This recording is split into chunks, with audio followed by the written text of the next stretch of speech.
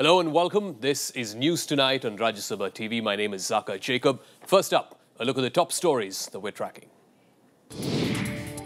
5 people killed in a fresh ceasefire violation by Pakistan. Opposition parties asked the government to take concrete steps to stop the violence now. The Shiv Sena hits out at the BJP. It questions Narendra Modi's tribute to Balasaheb Thackeray, blames the BJP for ending the 25-year-old Saffron Alliance. Prime Minister Modi addresses rallies in Haryana. He says the Election Commission should probe the last-minute clearance given to Robert Vadra's land deal. And there is no outright winner in Brazil's presidential election. The runoff between incumbent President Dilma Rousseff and rival Aécio Neves will happen on the 26th of October.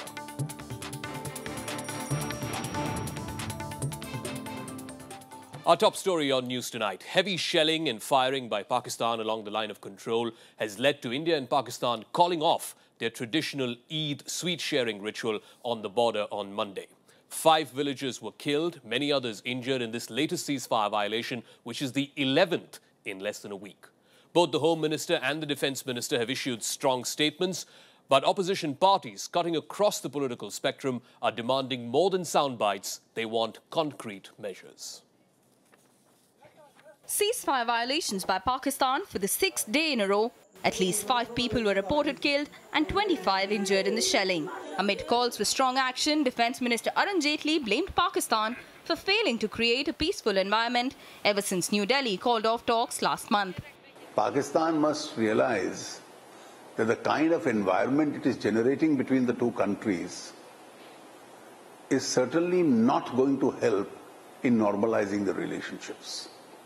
The onus for creating a positive environment is on Pakistan, which it is utterly failing to do so. Pakistan को अब cease fire violation बंद करना चाहिए और इस हकीकत को समझना चाहिए कि भारत में अब जमाना बदल चुका है. In the latest incident early on Monday morning, Pakistani Rangers fired mortar bombs on Arnya village about 3 kilometers from the border. The vicious attack came on the eve of Eid. It was condemned by the Chief Minister, who visited the victims in the hospital. ऐसे मौके पे जबकि park वालों की तरफ से हमें ईद के तोहफे मिलने चाहिए थे,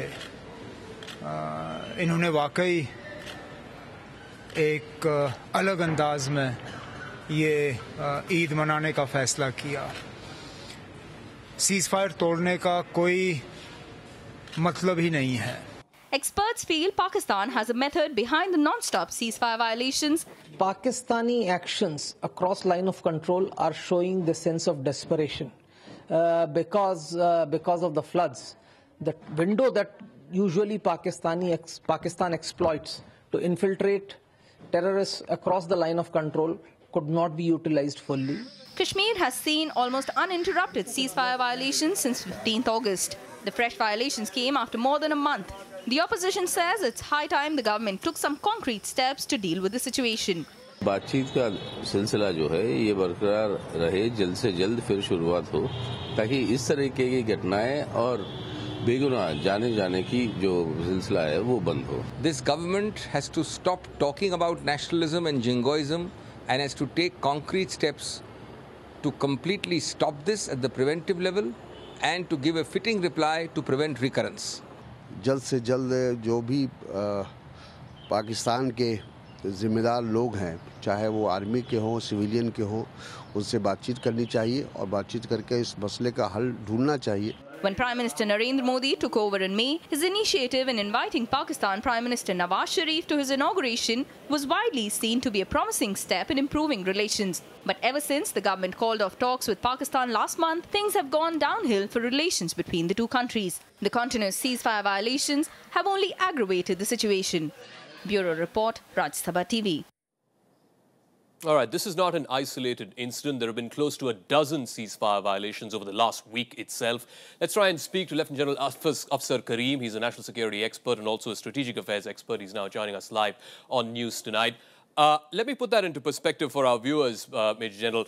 This is the 11th ceasefire violation by Pakistan. There have been 7 along the line of control, 4 along the international border. Does the government of India have a strategy to counter this?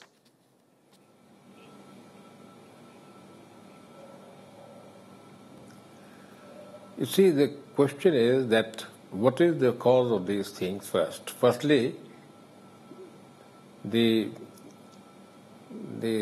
reaction to Mr. Nawaz Sharif's address to UN and bringing in the resolution, UN resolution and plebiscite problem has no effect.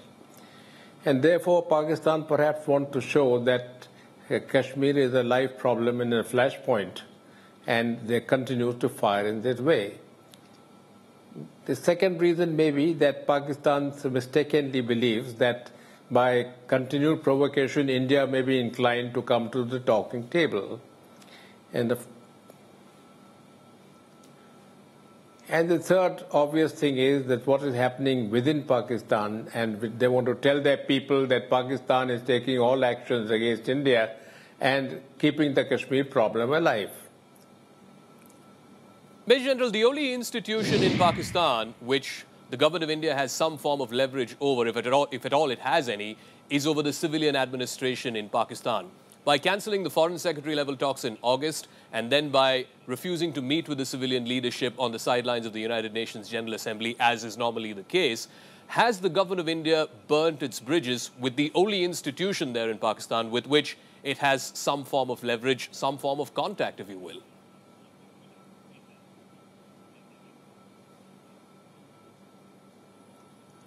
The contact in matters of ceasefire violation is made at the army level. Firstly, by flag meetings. Secondly, by the DGMOs get together and talking. So these are the avenues open to India and Pakistan both. So there is nothing to do with the diplomatic level talk.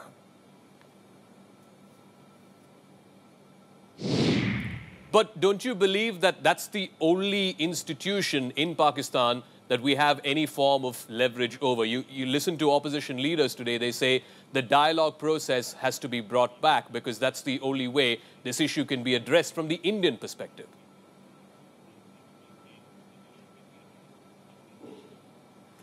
No, that is the eventual solution, perhaps, to start the talk, but the situation is such that India cannot just now start talking and saying you continue fighting and killing our civilians and not coming to the flag meeting and so on and so forth. So that's not possible. But what I want to say is that India is causing also a very great damage to Pakistani side. And Pakistan cannot continue to take that kind of a damage for long. And eventually they'll come to the flag meeting sooner than later. All right, we'll wait and see if that development happens over the next few days. For the moment, many thanks for joining us. Lieutenant General Afsar Karim, national security expert, giving us his thoughts and perspective into this continuing pattern of ceasefire violations that have happened over the last week or so. Shifting focus here on the program, let's bring you up to speed with all the election-related buzz. Both Maharashtra and Haryana go to polls in the next few days. That is our next focus.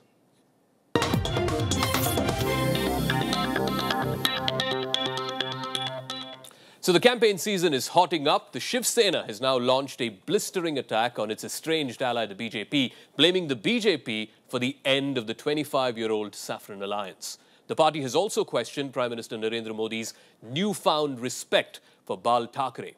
This after the Prime Minister refrained from criticizing the former Shiv Sena patriarch at a poll rally on Sunday. Prime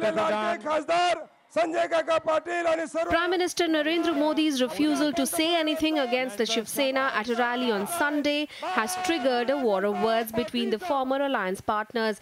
In an editorial in the party mouthpiece Samna, the Shiv Sena has said, and I quote, Modi says that he will not attack the Sena in his speeches as he has respect for Bala Saheb Thackeray. We too respect the Prime Minister. But when you backstabbed us merely on the issue of seat sharing, where did that respect disappear then? Did you not think of Bala Saheb before breaking the alliance forged on the principles of Hindutva? The Samna editorial does not stop there. It equates the BJP with the Congress and the NCP, saying the state's electorate has now realized who the real and hidden thieves of the state are. The editorial says, and I quote, for what purpose did the CM of Gujarat, Anandiben Patel, visit Maharashtra if she asks all the industrialists to set base in Gujarat, leaving Maharashtra behind? This too amounts to looting Maharashtra. At a campaign rally in Tasgaon in Sangli on Sunday, Modi had said he would not utter a single word against the Shiv Sena out of respect for Bal Thackeray. मैंने तय किया है कि बाला साहब की गैर मौजूदगी का ये पहला चुनाव है, महाराष्ट्र का पहला चुनाव है, और इसलिए मैं बाला साहब के प्रति अपनी श्रद्धा और आदर को व्यक्त करने के लिए शिवसेना के खिलाफ एक शब्द भी नहीं बोलूंगा. The Prime Minister's remarks came just hours after Shiv Sena Youth Wing President Aditya Thackeray attacked the BJP, accusing it of backstabbing Bal Thackeray by snapping ties with his party over seat sharing in Maharashtra Assembly polls. But the BJP has refuted these allegations, saying the split had disheartened them. No, we had always maintained that we wanted to continue our alliance with Shiv Sena, and with heavy heart we had to call off this alliance only because of the fact that there was time constraint. The nomination date was only one day away and the seat sharing deal had not been finalized. And that's the reason as to why Bharatiya Janata Party had maintained that we would not attack the legacy of Bala Sahab Thackeray, whom we respect a lot from our heart of heart. With former allies bickering over who's responsible for the breakup now, the political scene in Maharashtra is surely heating up. Bureau Report, Rajya Sabha TV.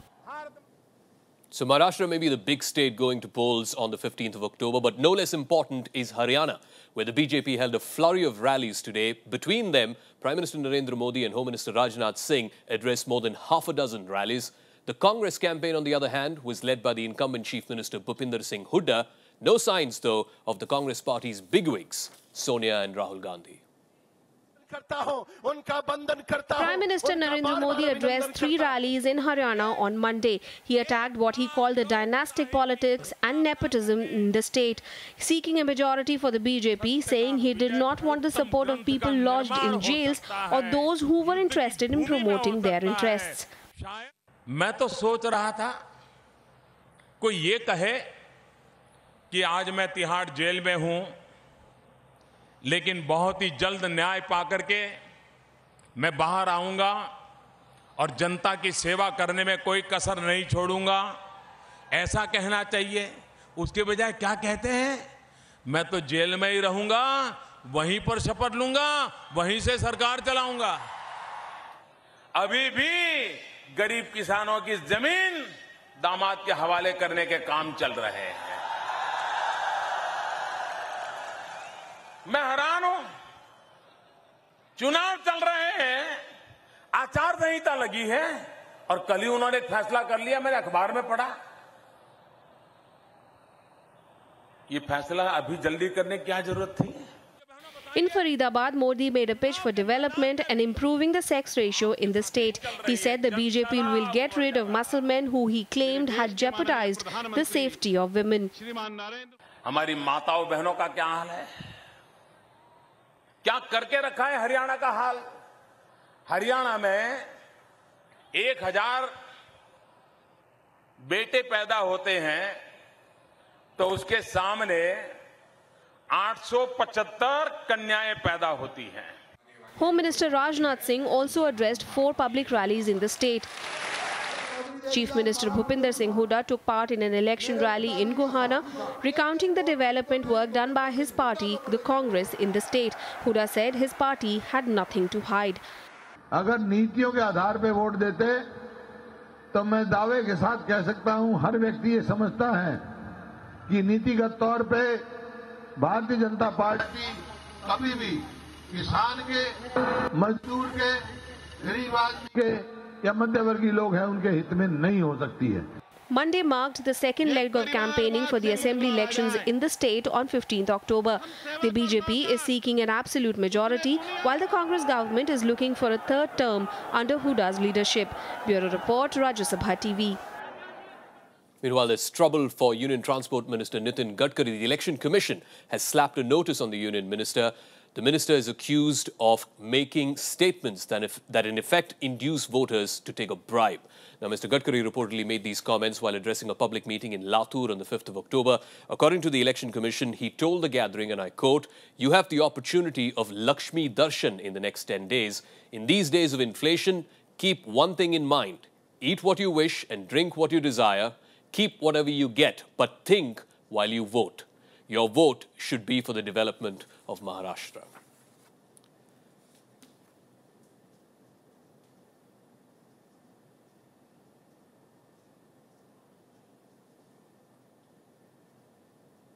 So those controversial comments getting the minister into trouble. For more election-related news and updates, here's a quick wrap in Polpuri. In a major setback for the NCP, two of its prominent leaders quit from party posts. The party's Aurangabad Vice President Syed Abdul Qadir Maulana and the party's All India Minority Committee General Secretary Surjit Singh Khungar resigned from all party posts as well as primary membership. Maulana has accused the NCP of betraying the minority community. At a campaign rally in Lonavala, BJP President Ahmed claimed that prices have come down ever since Narendra Modi came to power at the centre and that this downward trend in inflation would continue. The BJP president attacked the Congress-NCP alliance in Maharashtra, alleging that the people of the state were condemned to 15 years of, quote, corrupt rule, which has taken Maharashtra backwards.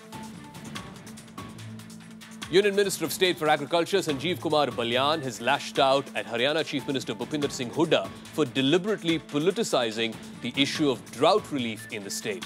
The minister has accused Hooda of misleading farmers on this issue. He's also said that the Congress state government had sent incomplete reports on drought relief. And if you want more of all the election-related buzz as well as stories from the campaign trail, you can watch our special election bulletin. It's called Verdict 2014 every day at 10 a.m. at 6 p.m.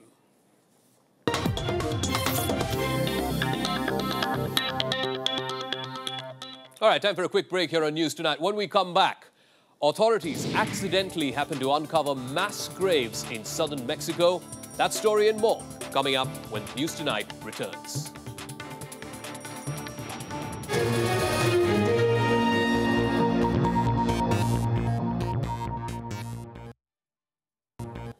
Welcome back to News Tonight. International news now. In Brazil's presidential race will go to a second-round runoff after incumbent President Dilma Rousseff fell short of an outright victory in Sunday's election. Rousseff won the most votes, but she failed to clinch a majority which is required to win a second term outright. The leftist Rousseff will now face the more conservative Aécio Neves in the runoff that's slated for the 26th of this month. With no candidate winning the much-needed 50% votes, Brazil's presidential election will go into a runoff on 26 October. President Dilma Rousseff got 42%, while her centre-right rival, Aécio Neves, won 34%. Recado simples, recado que diz que eu devo seguir em frente, que eu devo continuar nessa luta junto com cada desses eleitores e dessas eleitoras para mudar o Brasil.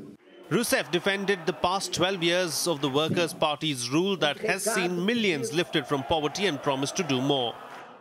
Eu sou a primeira pessoa a querer mais, a querer fazer sempre mais.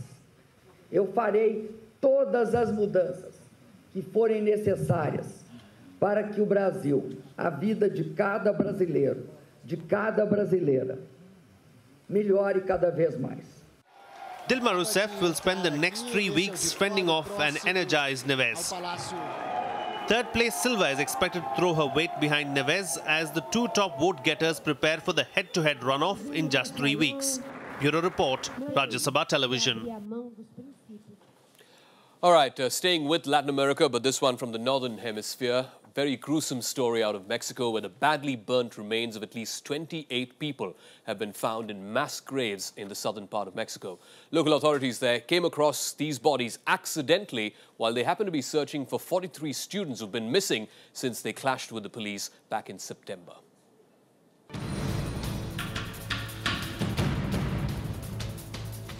Burnt beyond recognition. This is what Mexican authorities accidentally discovered: over 24 charred skulls, limbs and bones. These bodies were found in the restive southern state of Guerrero when police were scouring the area for nearly 24 missing students after a case of violence. The remains were found on a hillside on the outskirts of the town of Iguala. The identities of the dead were not immediately clear. El día de hoy se localizaron distintas fosas en las inmediaciones de la ciudad de Iguala, particularmente en el punto conocido como Pueblo Viejo y Loma del Coyote.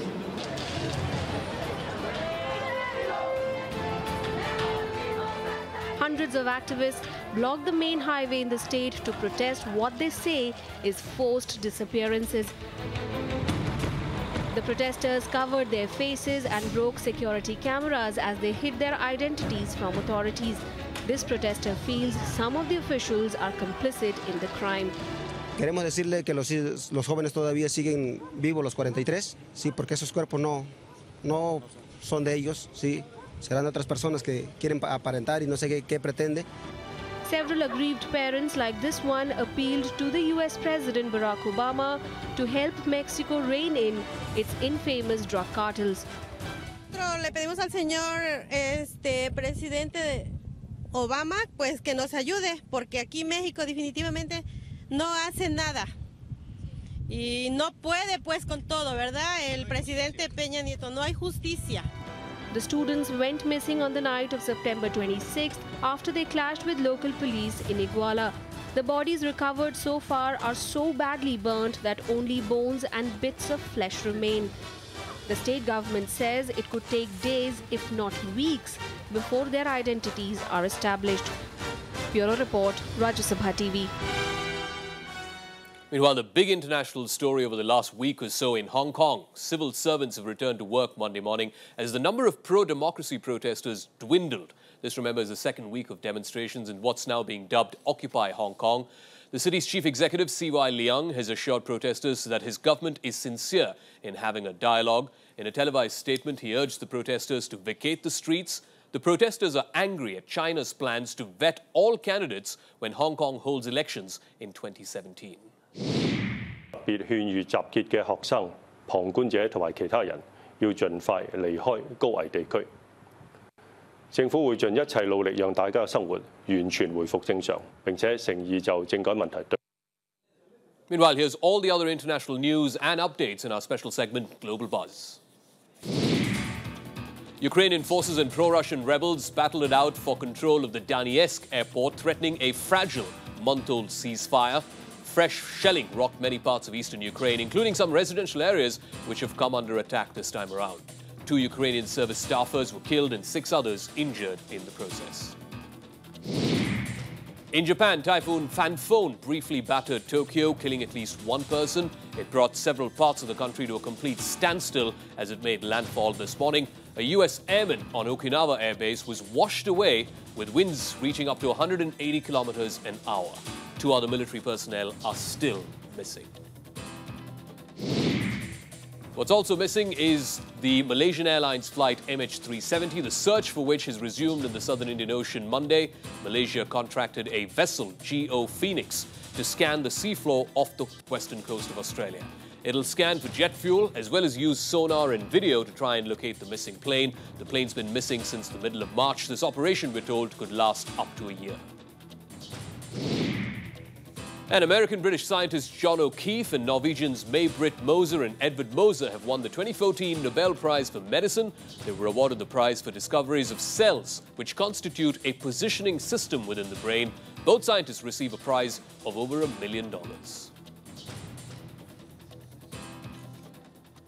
Well, talking about science and technology, in a bid to promote scientific temper among students here in India, the 4th national level exhibition and competition has been organized here in the capital. Almost 900 students chosen from across the country are taking part in this year's event. The winner stands a chance to win scholarships as well as internships.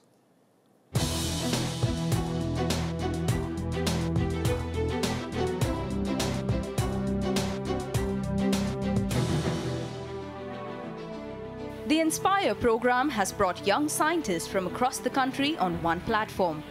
The 4th national level exhibition has been organized by the Science and Technology Ministry. The government hopes that such programs will make children more scientifically inclined. एक पहला कदम है जिससे कि जो science वो अपनी text book में पढ़ते हैं और स्कूल में देखते हैं उसको उस क्रिएटिव तरीके से उसका प्रयोग कर सकें उन प्रश्नों का उत्तर पाने के लिए जो प्रश्न उनके मन में उजागर होते हैं तो ये एक तरह का एप्लीकेशन है उनके थॉट प्रोसेस का. The exhibition gives students between the ages of 10 and 15 years an opportunity to showcase their scientific ability. They also stand a chance to win cash prizes, laptops and certificates from the government. But it is not an easy task, with as many as 900 young scientists competing. The winners of the Inspire program will also get help in their future careers, with some winning internships. इस साल से हमारे मंत्री ने एक और announcement किया है कि हर नेशनल लेबोरेटरी के साइंटिस्ट वर्ष में 12 घंटा स्कूल या कॉलेज में पढ़ाएगा। इससे करीब 5000 साइंटिस्ट जो हैं 12 घंटा पढ़ाएंगे स्कूल और कॉलेज में। इससे काफ़ी बदलाव आ सकते हैं। Under this program, the union government has so far approved rewards worth 10 lakh rupees. Almost 2 lakh students have participated in the internship camps and 46,000 scholarships have been given away. 573 students have been chosen to make a career in science. The winner will be awarded on 8th of October. Anu Devan's report for Rajya Sabha TV. Who knows, maybe one day one of those kids will go on to win the Nobel Prize.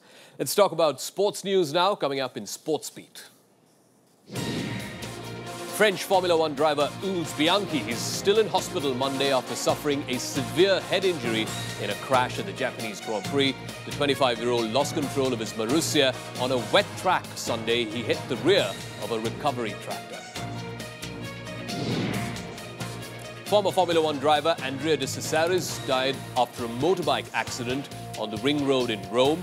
The 55-year-old, whose record for the most races without a win still stands, made 208 starts for 10 different teams, and that includes McLaren between 1980 and 1994.